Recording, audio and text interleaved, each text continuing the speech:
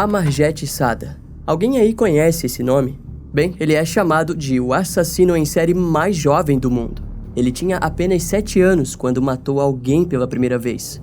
O menino nasceu em 1998 no distrito de Begusarai, na Índia. Em 2006, matou o próprio primo de 6 anos. E algum tempo mais tarde, matou a sua irmã de 8 meses. Diante esse horror, a família lidou com o assunto como se fosse algo particular e decidiram não envolver as autoridades. No entanto, 1 ano depois, Amarjyet voltou a matar. Sua terceira vítima foi a bebê Khushbu, de 6 meses. Porém, daquela vez, as autoridades foram chamadas e ele confessou todos os crimes. O agente do caso, Amit Lodha, disse que Amarjyet era assustador e que o garoto ria enquanto descrevia os detalhes dos seus crimes. Com isso, Amarjyet foi enviado para um orfanato onde ficou até o ano de 2016. E ao ser liberado, ele recebeu uma nova identidade para recomeçar a sua vida.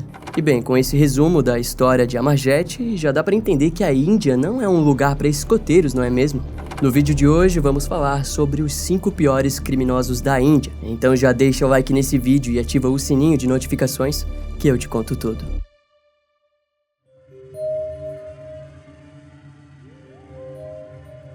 Em setembro de 2009, a força policial de Hyderabad, na Índia, investigava um caso de homicídio isolado. A vítima era uma mulher que foi estrangulada e teve seus itens pessoais roubados. Para os investigadores, se tratava de um típico caso de assalto seguido de morte. Mas em poucas semanas, a investigação conduziu a polícia até um complexo chamado Rai Durgam.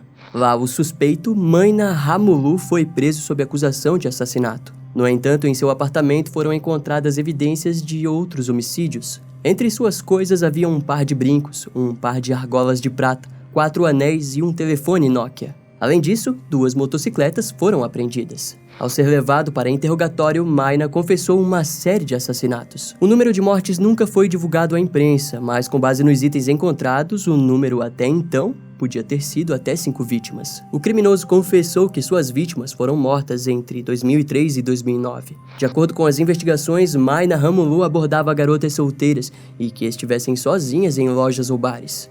A sua lábia era tamanha que ele fazia com que a mulher continuasse a beber até ficar completamente bêbada e, em seguida, esperava o local estar à beira de fechar para conduzi-las ao assassinato. Todas as suas vítimas foram mortas estranguladas e tiveram seus itens de valor roubados pelo criminoso. No julgamento, a equipe de defesa de Maina alegou que durante os crimes o homem estava embriagado e, por aquele motivo, não estava ciente do que fazia. Entretanto, em 21 de fevereiro de 2011, o assassino em série acabou sendo condenado à prisão perpétua por cada um dos assassinatos. Maina foi levado para a prisão central de Sherlapalli, onde permaneceria por apenas alguns dias. Ao que parece, a sua situação mental piorou e ele foi transferido para um hospital psiquiátrico. Em dezembro de 2011, o criminoso e mais outros 5 pacientes conseguiram fugir do hospital. O homem permaneceu foragido por um pouco mais de 5 meses e, nesse meio tempo, matou outras 5 mulheres nas regiões de Bowenpally, Chandanagar e Dujingal. O modus operandi utilizado fez com que a força policial soubesse exatamente quem procurava. Assim, no dia 13 de maio de 2012, Maina foi preso e levado para a prisão de Bowenpally. Enquanto esteve na prisão, sua equipe de advogados continuou a lutar na justiça com vários recursos. A luta deu resultado 6 anos depois, quando, através de um recurso de apelação apresentado ao Tribunal Superior de Telangana, Maina acabou sendo libertado. No entanto, pouco tempo após a sua libertação, Maina conseguiu assassinar outras 2 mulheres em regiões diferentes. E novamente o seu modus operandi o entregou e ele foi preso rapidamente. 2 anos depois disso, um novo recurso foi enviado para o Tribunal Superior de Telangana. O resultado foi o mesmo e o assassino em série estava livre novamente. No dia 10 de dezembro de 2020, Maina abordou uma mulher de 30 ou 40 e poucos anos em um bar nos arredores de Balanagar, na Índia. Ele ofereceu dinheiro para a mulher em troca de sexo. Em seguida, a levou até um lugar isolado, próximo à aldeia de Japta Singayapalli, onde a estrangulou até a morte. O seu corpo seria encontrado poucos dias depois, mas a vítima jamais foi identificada. Cerca de 20 dias depois, Maina abordou Kavala Venkatamama, de 50 anos, no bar Yose Fuguda, em Jubilee Hills. Quando a mulher se apresentou embriagada, o criminoso a conduziu até um lugar isolado próximo à vila de Akanshapur, onde a espancou até a morte com uma pedra. Naquela altura, os departamentos de polícia responsáveis pelos casos acabaram criando uma força-tarefa. Então, interrogaram os familiares de Kabbalah e assim os investigadores descobriram que ela costumava frequentar o bar Yosifugda. Lá eles recolheram as imagens das câmeras de segurança do estabelecimento e viram Mayna Ramullo, com então 45 anos, saindo com a vítima embriagada. E em seguida os viu embarcando em um ciclo rickshaw, um veículo típico da Índia. Com isso, o suspeito foi rapidamente preso e acusado pelos 2 assassinatos. Quando questionado sobre sua motivação, o assassino em série supostamente alegou que havia matado porque possuía um ódio profundo por mulheres. Esse ódio derivava do pedido de divórcio que sua primeira esposa exigiu depois de conhecer e fugir com outro homem. Sofri muito por causa do que minha esposa fez comigo. Matei essas mulheres para que outros não sofressem como eu, disse o criminoso. Entre os anos de 2003 e 2020, o número de vítimas de Mayna pode ter chegado entre 16 a 18 mulheres. A maioria das vítimas não foram identificadas porque o assassino costumava queimar os seus rostos para dificultar o processo de identificação. E por fim, podemos alegar que esse caso é o exemplo perfeito de um órgão de justiça defeituoso e que não compreende o comportamento criminal dos indivíduos de sua sociedade. No dia 20 de outubro de 2006, a delegacia de Harinagar, na Índia, recebeu uma ligação curiosa. Um homem na linha dizia: "Olá, idiota. 2 dos seus policiais estão de serviço, mas eles não fazem nada. Deixei um corpo ao lado do portão 3 da cadeia de Tihar." Para a surpresa de todos, um corpo decapitado realmente foi encontrado no local. O tronco estava com seus membros intactos, cuidadosamente embalado, e junto a ele havia uma carta contendo vários insultos para a polícia. Na carta, o criminoso alegava que tinha pagado por crimes que não havia cometido e, ao mesmo tempo, desafiava os investigadores a solucionarem o caso. Com isso, nos dias 25 de abril e 18 de maio de 2007, mais 2 corpos foram encontrados na mesma situação. Na época, o investigador responsável, Narendra Peralwan, notou que as mortes eram parecidas com um assassinato cometido em 1998, onde a vítima teve sua cabeça, mãos, pé e partes íntimas decepadas. Logo, as investigações acabaram levando a polícia até uma clínica de dentista na região de Azadpur, onde descobriram o nome de um suspeito em potencial. Se tratava de um pai de 5 filhas chamado Chandrakant Jha, que foi preso sob acusação de assassinato em 1998, mas foi posteriormente liberado em 2002 por falta de provas. O suspeito costumava visitar o médico regularmente. Daquele modo, eles sabiam que em algum momento ele voltaria. Quando isso ocorreu, Chandrakant acabou sendo preso sob acusação de assassinato. E em pouco tempo ele confessou os crimes, mas disse que só contaria os detalhes de sua onda de brutalidade caso prometessem não o torturarem. Então, o criminoso relatou que teria cometido 2 assassinatos em 2003 e 2 anos depois, matado mais um homem. Todos eles colegas de trabalho ou amigos. No entanto, a polícia não conseguiu provas físicas para conectá-lo a aqueles assassinatos. Tudo o que eles possuíam eram provas concretas sobre os 3 assassinatos cometidos entre 2006 e 2007. Quando questionado sobre o seu modo de agir, o assassino explicou que costumava mutilar os corpos e jogar os pedaços em diferentes regiões da Índia. E posteriormente vários pedaços foram encontrados durante as investigações. Chandrakant apenas deixou claro que as cabeças foram todas jogadas no rio Yamuna, pois para ele o rio era capaz de completar a transição da morte de suas vítimas. Então, durante uma das conversas com os investigadores, o assassino em série alegou que se ficasse muito tempo sem matar, o seu cérebro passava a ficar confuso. Com isso, antes do seu julgamento, ficou nítido para o tribunal que o criminoso possuía problemas mentais e que havia se tornado uma resposta violenta do sistema e da sociedade da Índia. O motivo disso estava em seu passado, que, quando investigado, nos apresenta Chandrakant como um imigrante de Delhi, onde ele se viu sem nenhum tipo de chance para crescer como indivíduo, pois sua vida piorou quando foi preso injustamente em 1998 sob acusação de assassinato. Por conta disso, dentro da prisão ele foi humilhado e torturado diversas vezes. E aquela experiência fez com que um ódio pelo sistema se desenvolvesse ainda mais em seu interior. As autoridades apenas notaram que não havia nenhuma prova que garantisse a prisão de Chandrakant 4 anos depois. Com isso, ao sair a sua onda de assassinatos, se iniciou. O criminoso não era capaz de sentir remorso pelos seus crimes, pois dentro da prisão ele conheceu muito bem a humilhação. o medo e a dor que passou a infligir em suas vítimas. Chandrakant, ao cometer os assassinatos, diminuía, de certa forma, as dores do seu passado traumático quando obtinha o controle sobre as pessoas que ele matava. E no ano de 2013, em seu julgamento, o juiz falou sobre o criminoso. Ele não possuía humanidade básica e não tinha a psique ou mentalidade, o que pode ser passível de qualquer reforma. Além disso, confirmou a brutalidade excessiva e a necessidade de o assassino em série causar indignação pública ao desafiar a sociedade e as autoridades. A sentença dada foi a pena de morte. Porém, pouco tempo depois, o Supremo Tribunal de Delhi reduziu a sentença para 3 prisões perpétuas. Quando o caso foi investigado por investigadores de plantão, foi descoberto que moradores e vizinhos de Chandrakant acreditavam que ele estivesse envolvido em pelo menos 40 desaparecimentos ou assassinatos da região. Ainda há medo por parte dos moradores, que acreditam que, caso algum dia ele seja livre, é bem provável que mire atos de vingança contra a população. Mas em fevereiro de 2022, felizmente, o seu pedido de liberdade condicional foi negado. Em todo caso, o ponto mais interessante era o ritual que Chandrakant possuía. Ele costumava matar as suas vítimas sempre às 8 horas da noite e deixava o corpo da vítima no local enquanto jantava do lado dela. Atualmente, Chandrakant é conhecido como o Estripador de Delhi, e sua existência complementa o caso anterior, nos fazendo observar como a sociedade pode ser influenciadora no surgimento de um indivíduo violento. Estive presente em 931 casos de assassinato, e eu posso ter estrangulado com as minhas próprias mãos pelo menos 125 homens, e posso ter sido visto estrangulando mais de 150. Disse Burhan Gemidar, também conhecido como Thug Behram, e outro apelido que Burhan carrega é o de Rei dos Bandidos.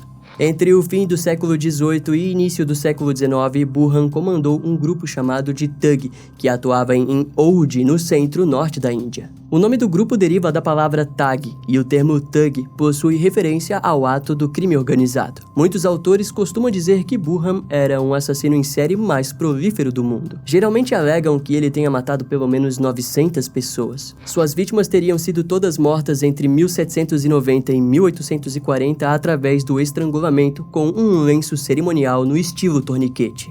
Segundo as fontes, o grupo Thug adorava a deusa da morte e da destruição Kali. Contudo, a adoração era feita de maneira deturpada, pois eles ofereciam sangue de suas vítimas em rituais posteriores ao estrangulamento. Na época de atuação do grupo, a Índia era dividida em tribos diferentes, cada qual com suas crenças particulares. É dito que mais grupos atuaram de maneira semelhante, mas seria apenas os Thug que alcançaram um nível de brutalidade tão grande. Viajantes costumavam cruzar o centro-norte da Índia durante o dia para evitar ladrões, mas haviam aqueles que precisavam viajar de noite. E era exatamente nesse momento que os Thug agiam. A noite era sinônimo de medo para os indianos daquele período, que procuravam viajar em mais de 3 pessoas durante a noite. No entanto, isso não era o bastante, pois o grupo era muito maior do que poderia se imaginar. O alto número de membros fazia com que dezenas de pessoas fossem mortas, roubadas ou sequestradas ao mesmo tempo. Além disso, a Companhia das Índias da época precisava se preocupar com a pobreza que assolava o país, a qual era a principal causa dos ataques criminosos. Afinal, estar em um grupo com os Thug era a garantia de comida e bem-estar. De acordo com fontes, o grupo atuava de maneira organizada. Primeiro, um membro abordava o viajante ou viajantes e se apresentava como comerciante.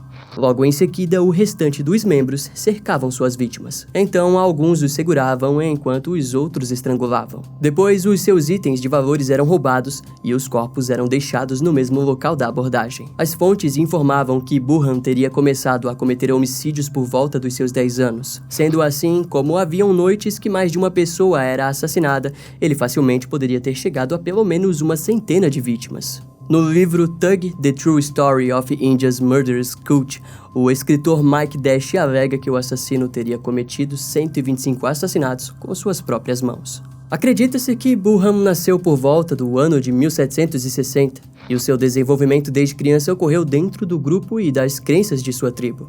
De certo modo, toda a sua violência era hereditária, mas diferente das outras crianças, Burhan não gostava de se comunicar. Tudo o que ele aprenderia em vida seria passado por Said Amer Ali, que o ingressou oficialmente na Thug. A grande diferença de Burhan para os outros membros era de que, ao estrangular suas vítimas, ele usava um grande medalhão que posicionava na região frontal da garganta. O item a ajudava na hora do estrangulamento. Além disso, como líder dos Thug, o grupo tinha uma tradição de não matar mulheres, muçulmanos, músicos, leprosos e europeus. Suas vítimas, em maioria, eram turistas, comerciantes e peregrinos. No entanto, no ano de 1830, a colonização por parte dos britânicos se deu início e aquilo rapidamente causou a caça pelo grupo. O motivo estava no fato de que as autoridades se preocupavam com a proporção das mortes que estavam ocorrendo. Eventualmente, uma pequena guerra se iniciou. Vários policiais e investigadores foram mortos pelo grupo. E foi assim até que o superintendente William Henry Sleeman entrou como o principal investigador dos crimes do grupo dos Thug. O seu superior foi o general Lord William Bentinck, que o garantiu recursos para uma longa investigação. A sua principal jogada para conseguir acusações contra o grupo foi o de procurar membros inferiores e os garantir proteção em troca de informações. Na época, traições como aquelas eram consideravelmente normais, e a investigação teria durado 10 anos até que um caso fosse montado. Os primeiros a serem presos foram os familiares, como a mãe e irmãos de Burhan. Mais tarde, no ano de 1840, Burhan Jemedar se rendeu e foi sentenciado à morte por enforcamento. O criminoso confessou aos investigadores que o seu grupo, ao longo dos anos, pode ter matado até 900 pessoas. No mesmo ano de sua prisão, Burhan foi enforcado ao lado de vários membros de sua gangue em uma árvore em Jabalpur. E alguns membros menores de idade foram enviados para reformatórios. Os anos seguintes foram rodeados de mistérios, pois para alguns a existência do grupo Thug era a própria invenção dos britânicos como forma de ganhar credibilidade em outros países como Ásia, França e Estados Unidos, bem como também na própria Índia. Entretanto, o escritor Mike Dash acredita que a história do grupo tenha sido sem dúvidas verdadeira. Embora ele admita que vários fatos são misturados com invenção, Mike também alega que ainda há chances de que Burhan tenha sido realmente um dos assassinos em série mais violentos e mortais que já existiu. Em meados de junho de 2012, uma série de assassinatos deixaram a cidade de Kolan, na Índia, totalmente indignada com os crimes. As vítimas eram moradores de rua, os quais já eram vulneráveis devido à sua alta idade. A primeira vítima, de 65 anos, foi assassinada no dia 6 de junho de 2012. O homem foi espancado até a morte enquanto dormia sob o viaduto do escritório SP. Na época, o escritório estava em construção e era um local extremamente pacato, onde apenas moradores de rua paravam para passar a noite. Após o crime, o local foi isolado e inicialmente parecia apenas um crime comum. No entanto, na noite seguinte, Apukatan Achari foi encontrado assassinado próximo ao local onde frequentemente dormia. O assassino havia o atingido com algo contundente e pesado bastante para causar um ferimento fatal na região do pescoço e das costas do homem. E em pouco tempo, testemunhas levaram a polícia até o nome de Mota Navas, de 46 anos. Ao ser preso, ele fingiu confusão mental. E o fingimento acabou dando certo, e as autoridades somente o enviaram para uma clínica psiquiátrica. Após isso, os médicos acabaram diagnosticando Mota como apto e são, e ele acabou sendo liberado. Tudo isso tinha ocorrido em menos de 5 dias. Assim, no dia 18 de junho de 2012, Bondan Kumar, de 65 anos, foi encontrado assassinado sobre o viaduto próximo ao escritório SP. Bondan morreu atingido na cabeça por uma pedra. O crime ocorreu enquanto ele dormia, e curiosamente, Mota não foi considerado suspeito nesse crime. Um pouco mais de um mês depois, no dia 3 de agosto, o corpo de Tankapan, de 55 anos, foi encontrado dentro de uma sala de espera de ônibus. A vítima estava dormindo no local quando foi assassinada, com uma pedrada no rosto. No fim do mês de agosto, o corpo de Sudarsanan, de 45 anos, foi encontrado em uma varanda no edifício municipal de Shinakada. O local costumava ser usado como ponto para moradores de rua dormir durante a madrugada. Assim como as outras vítimas, ele teve a sua cabeça destruída por uma pedra. Nos dias seguintes, o medo por parte dos moradores de rua cresceu e pelo menos 2 conseguiram escapar de tentativas de assassinato. Na época, as autoridades que rondavam a região se depararam com Mota. Contudo, o homem fingiu doença mental e passou despercebido pelos policiais. Para lidar com a situação, o diretor-geral adicional da polícia na zona sul da Índia exigiu uma reunião e a criação de uma força-tarefa especial. Ele nomeou o comissário da polícia de Debesh, Kumar Berrera, como líder principal das investigações. Ao todo, a operação durou 15 dias. Eventualmente, a equipe do inspetor da polícia acabou prendendo Mota Navas no Parque de Nehru. Ao ser preso, informações sobre o seu passado passaram a rondar pela imprensa. Mota havia sido preso em 1996, acusado de assassinar um homem chamado Raja Sekaran. Algum tempo depois, ele foi inocentado devido à ausência de provas e testemunhas. Mas em 2007, Mota foi novamente preso sob acusação de assassinato de Shamir em Caricature. Os assassinatos ocorriam dentro de uma grande área comum, indicando que o assassino permaneceu em sua área principal durante todos os assassinatos. Em maioria, os seus alvos foram todos moradores de rua. A polícia o chamou de psicopata sádico. Sua escolha por vítimas tão vulneráveis comoveu a sociedade da Índia, mas não o bastante para que programas sociais fossem criados. Em nenhum momento Mota tentou esconder os corpos e não agrediu as vítimas com ferimentos pós-mortem, como também sequer demonstrou tendências sexuais com suas vítimas. Em resumo, as autoridades informaram que Mota Navas não apresentou nenhum motivo claro sobre os seus crimes. A falta de motivação fez todos acreditarem que se tratava apenas de um tipo de descarga de raiva suprimida pelo assassino. Os moradores de rua eram alvos mais fáceis, todos eles dormiam enquanto eram mortos. O ritual de Mota estava em ir se deitar cedo para acordar antes da meia-noite e perambular pelas ruas na procura de vítimas para mirar sua frustração e raiva descontrolada. No fim de 2006, o Departamento de Polícia da cidade de Chintamani, na Índia, recebeu uma denúncia de desaparecimento. A ligação era de um homem chamado Shankar, que relatou aos policiais que a sua esposa, Renuka, estava desaparecida desde o dia 7 de dezembro de 2006. Segundo Shankar, ele estava em uma viagem em Dubai e, ao retornar, não encontrou Renuka em lugar nenhum. Com as investigações, um morador da região disse que a mulher teria se hospedado com outra mulher mais velha chamada Jayama. Entretanto, a falta de pistas fez com que o caso fosse arquivado, e demoraria 1 ano para que algo parecido ocorresse novamente na Índia. No dia 11 de dezembro de 2007, Elizabeth, de 52 anos, foi dada como desaparecida próximo ao templo de Setnur. Conforme as investigações eram feitas, foi descoberto que um dia antes Yashodama, de 60 anos, também desapareceu em condições idênticas. E 4 dias depois, Muniyama, de 60 anos, foi dada como desaparecida, assim como as outras mulheres, tendo alugado um quarto de hóspedes próximo a um templo da região. No dia 17 de dezembro de 2007, a sacerdotisa do templo Rebal Shikakempama, chamada Pilama, de 60 anos, desapareceu na cidade de Madur. Curiosamente, a mulher alugou um quarto para hóspedes em um templo relativamente longe no qual ela atuava. E além disso, alguns itens pessoais da mulher foram roubados. Já itens de menor valor se encontravam no quarto. E logo no dia seguinte, outra mulher chamada Nagaveni, de 30 anos, desapareceu em Dodabalapur. Ela foi vista pela última vez em um quarto de hóspedes próximo ao templo Gati Subramanieshwari. E após aquela série de desaparecimentos idênticos, as coisas simplesmente se aquietaram. E para piorar, não haviam vestígios para que uma investigação sólida levasse os investigadores para alguma direção. Era mais ou menos como procurar por um fantasma. Mas foi assim até que, em dezembro de 2008, denunciaram uma mulher que andava vendendo joias roubadas em um ponto de ônibus na região. Com isso, as autoridades foram até o local e prenderam a mulher, que se identificou como Jayama, de 38 anos. Em sua posse foram confiscados vários itens, sendo eles das mulheres desaparecidas. Já durante o interrogatório, ela acabou confessando rapidamente os assassinatos e se identificou como Kade Kempama. As autoridades haviam acabado de prender a primeira assassina em série da Índia. Com as investigações, foi descoberto que Kempama nasceu no ano de 1970 nos subúrbios de Bangalore. A sua família era pobre, assim como todas as outras famílias da comunidade em que viviam. Em contrapartida, Kempama nunca aceitou aquilo, pois ela desejava conquistar grandes riquezas. Para a mulher, ela seria rica independente da forma de como conseguiria atingir o seu objetivo.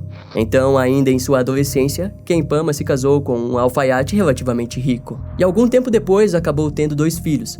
Mas ela passou a se sentir infeliz com a vida. Naquela altura, Kempama trabalhava como empregada na vila de Kaglipura. Com isso, diante a insatisfação, ela começou a roubar joias e itens de valor das casas em que trabalhava. Até que em 1998, Kempama acabou sendo expulsa de casa pelo seu marido, pois ela havia tentado criar uma empresa de bolsas, mas acabou falindo e levando consigo outras 5 famílias sócias.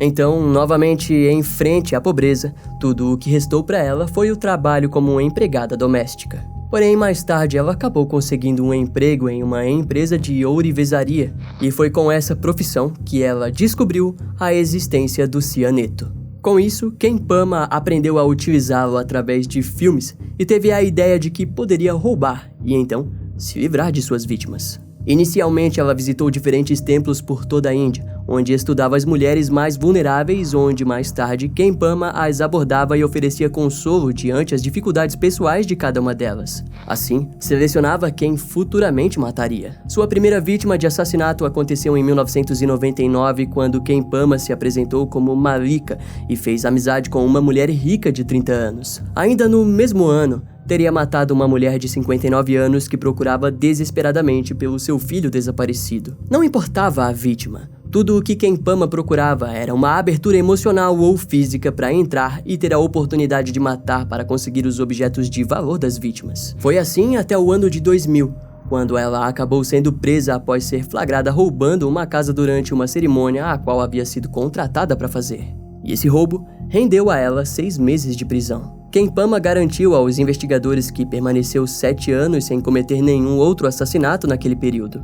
Mas esse furo temporal no movimento da criminosa é um grande mistério, pois para a polícia, sem dúvidas, ela continuou a matar. De qualquer maneira, não houve dúvidas quanto ao ano de 2007, quando Kempama cometeu uma série de assassinatos e finalmente foi presa. A testemunha do caso do desaparecimento de Renuka no ano de 2006 a reconheceu pelas fotos da imprensa e contou isso às autoridades. E, curiosamente, não foi apenas a testemunha que a reconheceu, como também a própria irmã de Renuka, Mani, que contou que Kempama trabalhava como cozinheira em uma casa onde, na época, ela trabalhava como empregada. Mani relatou que havia formado uma amizade com a mulher, a qual acabou conhecendo a sua irmã Renuka. Kempama confessou aos investigadores seu envolvimento no assassinato de Renuka e contou que tinha prometido à mulher que faria um ritual especial que a garantiria uma gravidez. No fim, os investigadores conseguiram conectar a mulher em apenas 2 dos 5 casos de desaparecimentos. O motivo foi de que apenas encontraram o corpo de Muniyama e Nagaveni, e que na autópsia foi descoberto que, de fato, ambas haviam sido envenenadas. No caso de Nagaveni, a vítima apresentava ferimentos no pescoço.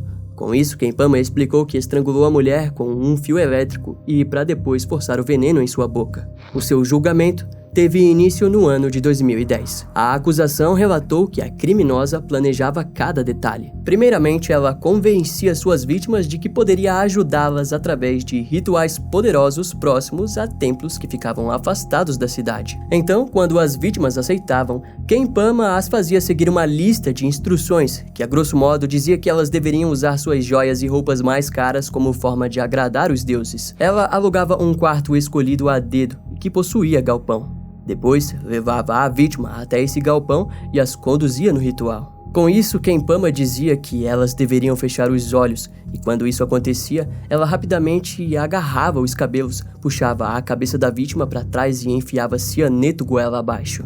A vítima normalmente morria cerca de 5 minutos depois do ataque. No julgamento foi explicado que o pó de cianeto é absorvido rapidamente pelo corpo, ainda mais se for inserido abaixo da língua. As células das vítimas são impedidas de receberem oxigênio e um ser humano pode morrer entre 5 a 10 minutos após ingerir o veneno. Também costuma matar se for ingerido com comida e mata ainda mais rápido se a vítima estiver de jejum. No caso de Kempama, a criminosa comprou o cianeto em grande quantidade de uma única vez em uma loja de polimento de ouro. A quantidade adquirida pela mulher era o bastante para matar pelo menos 2.000 pessoas.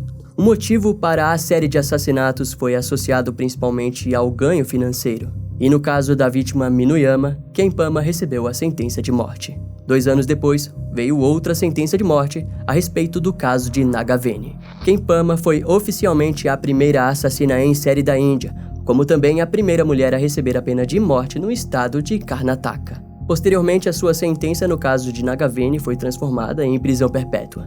O motivo foi devido às apelações por parte de sua defesa, que fizeram o tribunal concordar que haviam apenas provas circunstanciais que a conectavam ao crime. Atualmente, a criminosa continua presa na cadeia central de Parapana Agrahara, em Bangalore. Os crimes de Kempama costumam deixar os estudiosos impressionados. John Douglas explicou em diversos artigos escritos pelo FBI que dificilmente mulheres se tornam assassinas em série e que os principais motivos para elas matarem são ganhos financeiros, como no caso de Kempama, ou o alto grau do desequilíbrio mental ou emocional. E também, segundo John Douglas, as mulheres criminosas costumam ser mais cuidadosas e meticulosas em seus assassinatos para assim não serem pegas, diferente da maioria dos assassinos homens, que costumam matar na grande maioria por questões como sadismo, violência e poder. Também podemos acrescentar que a escolha da arma, ou melhor, do método para tirar a vida, ser o veneno, mostra muito sobre a personalidade e organização e discrição que as mulheres possuem em casos de assassinato. Porque na história criminal estão documentadas inúmeras assassinas que utilizaram do veneno para cometer os seus crimes, sendo assim, reduzindo significativamente as chances de serem descobertas se comparado a homens, já que eles usam armas brancas e até mesmo um método de estrangulamento, além de serem desorganizados e que muitas vezes querem ser reconhecidos pelos seus crimes. Isso tudo facilita bastante na detecção da assinatura em modus operandi do criminoso masculino. E de certo modo, há uma contradição na qual as mulheres, mesmo estando desequilibradas mental ou emocionalmente, conseguem também ser mais cuidadosas e meticulosas do que o homem. Levantando dúvidas. Será que o ponto de vista dos investigadores sempre os levam a acreditar que os crimes são cometidos por homens antes de considerar a possibilidade de serem mulheres, fazendo assim com que alguns casos sejam arquivados? Será que realmente há poucas mulheres que são assassinas em série? Ou elas só não foram pegas? Talvez sejam ambos. E o que concluímos é que ainda há muito do que se estudar sobre o comportamento homicida em mulheres.